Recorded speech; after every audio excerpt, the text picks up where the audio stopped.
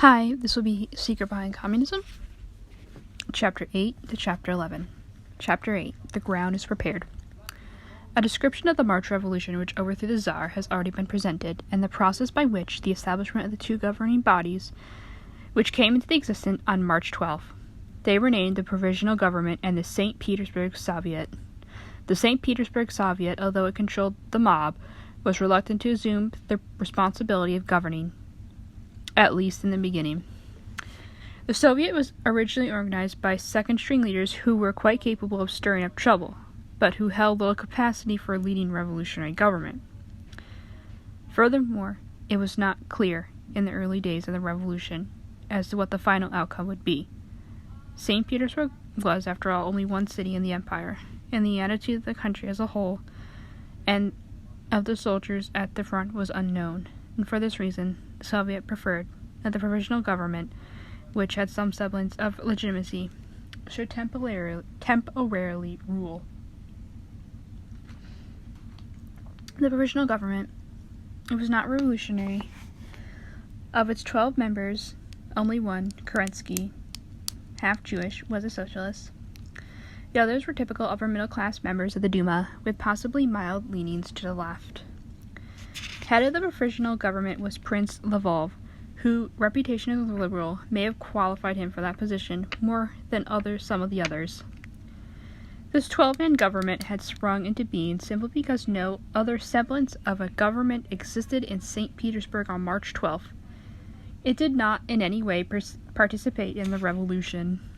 In the months following the overthrow of the Tsar, however, its power grew considerably, so that by July an abortive Bolshevik uprising occurred. The provisional government was able to quell the affair and arrest or force into hiding the Bolshevik leaders. The provisional government undertook to continue the war against Germany. The great mass of people were, of course, patriotic Russians, and Germany was looked at as a dangerous threat to Russian sovereignty. The provisional government, during its entire tenure, was primarily occupied with the prosecution of war. The provisional government took two steps, however, which would profoundly affect the revolution. The first and fateful was the decision to permit the return of all the exiled political prisoners from Siberia and abroad. By doing so, it sealed the fate of Russia.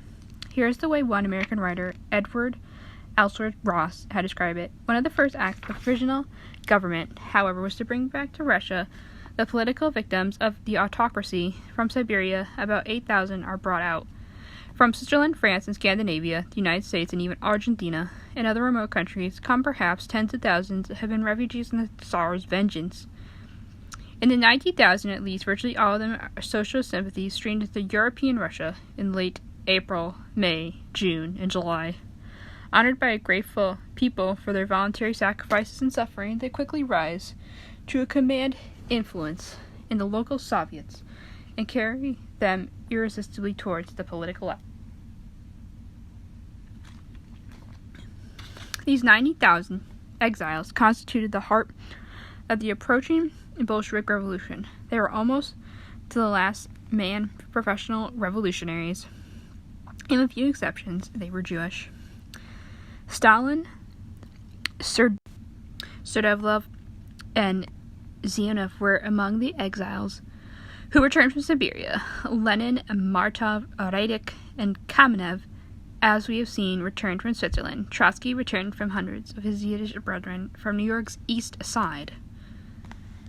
Let us take another quotation from the star-eyed Edward Ellsworth Ross, whose prose is almost as poor as his judgment. The bewildered leaderless Russian masses are thrilled and captivated by these ready, self-confident men who will tell them just what they must do in order to garner for themselves the fruits of the revolution.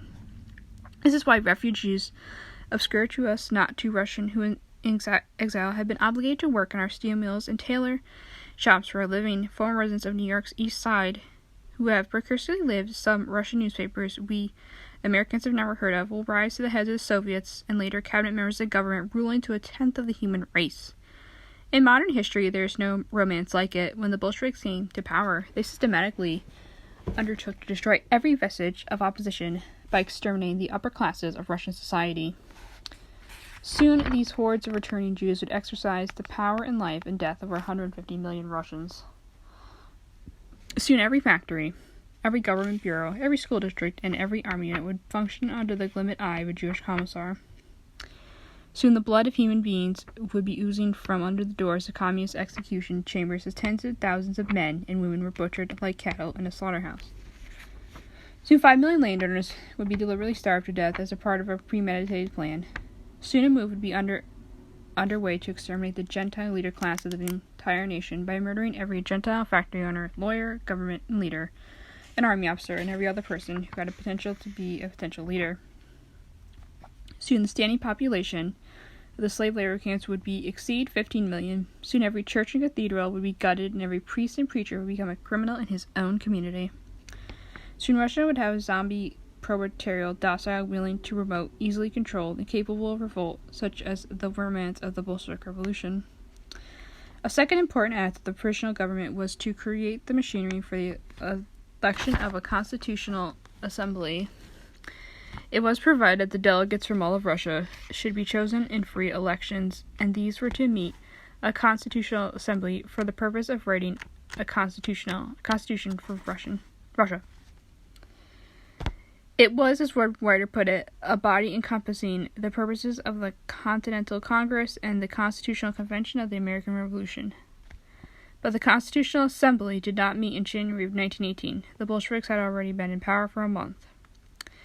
It was a tortured-ride palace in Petrograd, and it lasted more than 13 hours, from 4 in the afternoon, January 18th, to 40 minutes past 4 of January 19th. It was dispersed by Bolshevik troops, chiefly soldiers of Lettish regiments.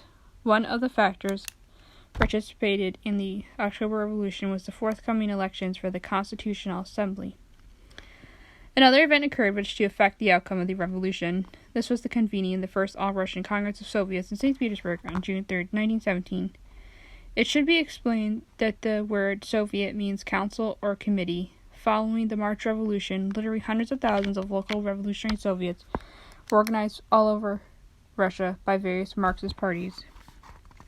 It was decided that the Congress of the Soviets should meet for the purpose of unifying the forces of revolution. The first Congress of Soviets was dominated by the Mensheviks and Hussars. The Bolsheviks had fewer than 40 delegates out of several hundred attending.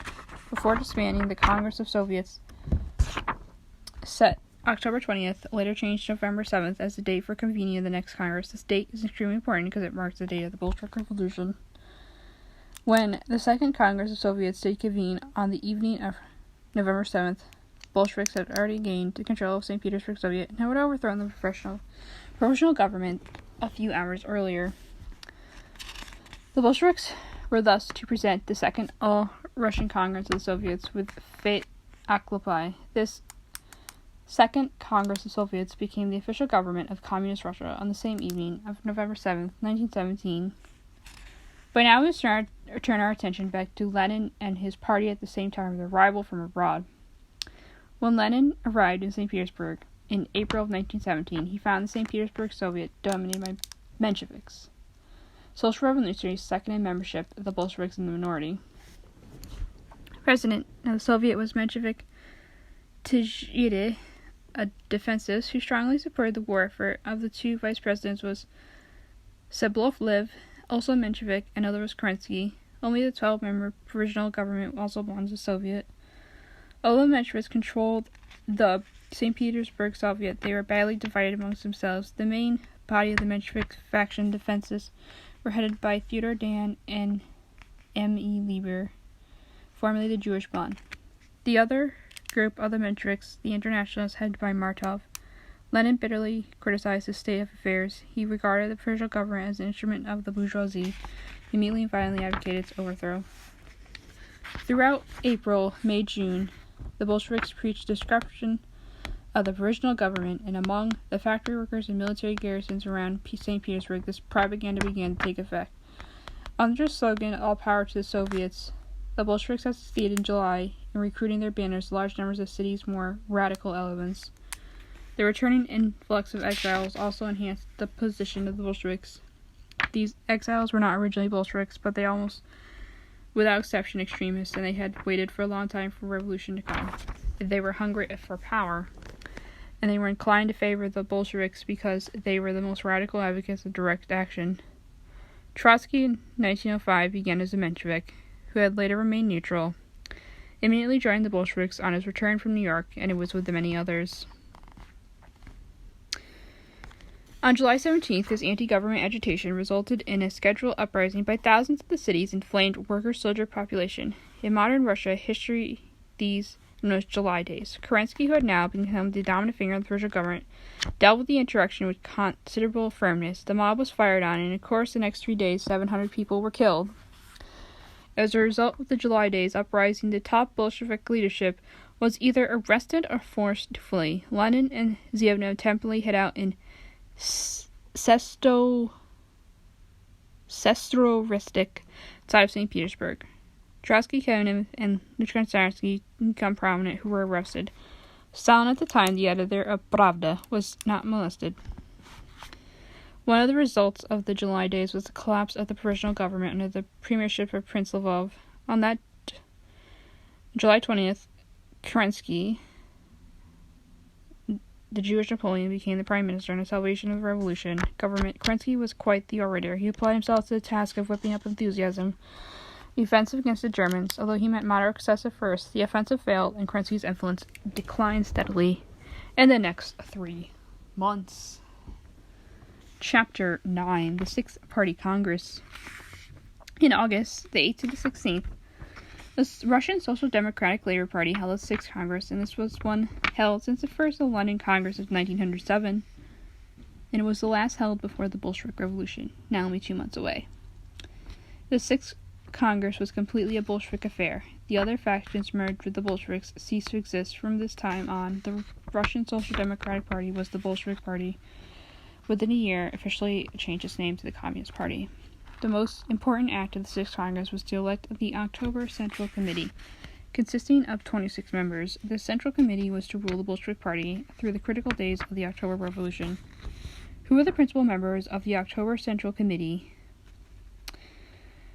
These 4 months before the October Revolution, the top leaders of the Bolshevik Party, 3 were Jews, and the 4th, Lenin, was part Jewish, both Yiddish, and was married to a Jewess.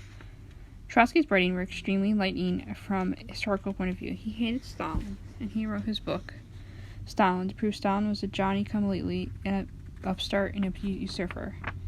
He brings forth massive evidence to show how unimportant Stalin was in the party councils during the immediately and after the Bolshevik Revolution. In doing so, Trotsky again and again emphasizes who really important leaders were. Let's take another typical comment from his book on Stalin as he describes the meetings of the October Central Committee shortly before the Bolshevik Revolution. The 422 pages of the 4th volume, dealing with August and September, record all the happenings, occurrences, brawls, resolutions, speeches, articles in a way deserving of notice. Sudovlov, then practically unknown, was mentioned 3 times in that volume, Kamenev 46 times. Levine, who spent August and the beginning of September in prison, 31 times. Lenin, who was in the underground, 16 times. Zhivnov, who shared Lenin's fate, 6 times. Stalin was not mentioned even once. Stalin's name is not even an index of approximately 500 proper names. Thus, Trotsky cites again evidence to prove that Stalin was not an important figure in the Bolshevik Party in 1917. But in doing so, he names the real leaders, who before are the Jews, Kamenev, Zhivnov, Trotsky, and then, coming up, Sudovlov. Lenin, also described as a Gentile, because the top party leaders were either in prison or in hiding. As a result of the abortive July Days uprising, the 6th Party Congress was organized by the lesser lights of the party, of whom Sudovlov was most active. Lev Trotsky, ever anxious to discredit Stalin, gives us this description. This paradigm consisted of Sudovlov, Olmensky, Leninov, and Stalin. Even here, the most prominent figures of Bolshevism absent. Stalin's name is listed, and in last place, the Congress resolved to send the greetings to Lenin, Trotsky, Zhivnov, Lachansky, Kamenev, Kolentai, and others arrested and persecuted comrades. These were elected to the honoraries presidium. Here again, in the words of Trotsky, we have named the most prominent figures of Bolshevism: Lenin, Trotsky, Zhivnov, Kamenev, and Lachansky. And we know those were the most important leaders. They were the ones Kerensky had arrested and driven underground following July Days as a result. Only Trotsky was fully Gentile. The others were Jewish, part Jewish. The fact why these Jewishness of communism is so immediately and understandably apparent to anyone who has a slight knowledge of Bolshevik history. Chapter 10. Trotsky to power, the Red Terror begins. On August 17th, Kamenev was released from prison, and exactly a month later, Trotsky was also freed by the Kerensky regime, and on September 24th, Trotsky was elected president of the St. Petersburg Soviet, displacing Shiadiz the Menshevik. From this moment on, the Bolsheviks were in control of St. Petersburg Soviet. October 29th, the St. Petersburg Soviet voted to transfer all military power to a military revolutionary committee headed by Trotsky. Revolution was now only days away. The Military Revolutionary Committee, under the chairmanship of Trotsky, was organized for the express purpose of preparing the revolution. Time was running out, and it was a matter of striking soon or not at all. The Constitutional Assembly elections were only a few weeks away, and when it convened, Russia was to have a new government. There was another reason for striking soon. The Second All-Russian Congress of Soviets was to meet on November 7th. The Bolsheviks feared, with reason, that the Kerensky government would arrest or disband the entire Congress and thereby doom the revolt. For these reasons, it was felt essential to overthrow the provisional government by or before the Second All-Russian Congress of Soviets convened on November 7th. On November 4th, the Military Revolutionary Committee arranged huge masses in preparation for the forthcoming revolt.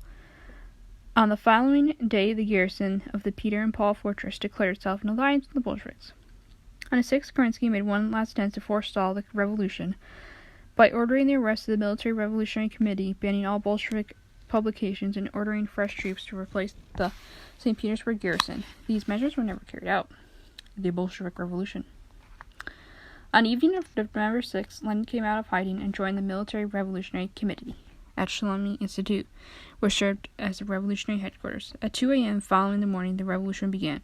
By noon, the city was largely in Bolshevik hands. At 3 p.m., Lenin delivered a fiery speech to St. Petersburg Soviet, his first since July. At 9 p.m., Bolshevik troops began their two-day siege of the Winter Palace, the last stronghold of the provisional government. At 11 p.m., a second All-Russian Congress of Soviets convened with the Bolshevik in a clear majority. The Congress was now the official government of Russia. The Jew Kamenev was elected as first president, Lenin became premier, and Trotsky was made the Commissar of Foreign Affairs. Before dawn, it had elected a central executive committee under the chairmanship of Kamenev, thus who distinction of being the first president of the Soviet Republic. In a few days, the Jew Sedovlev succeeded Kamenev and became the second Jewish president of the Soviet Republic. A relatively minor figure in Bolshevik circles, 6 months before the revolution, he was quickly become one of the top 5 men in the party. Before his early death 2 years later, he became the party's chief troubleshooter and had assumed the control over Russia's economic life. On November 25th, 8 days after the Bolshevik coup, free elections were held through Russia under machinery set up by the provisional government. The Bolsheviks, not yet completely organized, made no attempt to interfere for the elections, but they made it clear they would command only a minority in the Constituent Assembly. They immediately laid plans to undermine its authority. The provisional government had specified that the avocation of the Assembly should be in the hands of special commission.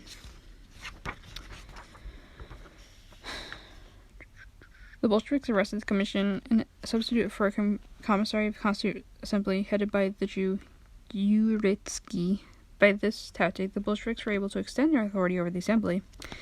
When the Assembly did not convene, the Jew Sedovlev, although not a delegate, took charge of the proceedings and actually called the meeting to order. 10 hours later, the Assembly was thrown out into confusion when the Bolsheviks walked out. Shortly after, the Bolshevik troops brutally brought the Constituent Assembly to an end by ejecting the delegates, locking the doors to the building. This was the end of the Constituent Assembly. After having only convened for 13 hours, disbanded, never having to meet again. So ended Russia's hope for a constitution and a representative government. In March 1918, the Soviet government moved its capital from St. Petersburg to Moscow. In the same month, the Russian Social Democratic Labour Party officially styled itself the Communist Party. Meanwhile, the enemies of the new regime were gathering strength. Before the year was over, the Soviet government was under attack on 6 war fronts. Some of these anti-communist organizations were run by pro-Tsar sympathizers, others were organized by foreign governments. These white Russian forces constituted a dangerous threat to the new regime. And in March, Trotsky relinquished his position of Commissar of Foreign Affairs to become the Commissar of War. a position which gave him authority over the Soviet government's entire military resources. It was he who organized and led the Red Army to victory, not until 1921, were the last of the anti-communist forces destroyed. Head of the Red Army, Leon Trotsky, one of the greatest Jewish generals in history. Jews Encyclopedia, 1943, Volume 10, pages 312. Chapter 11, Encyclopedia and Encyclopedia Judaica and the Russian Revolution.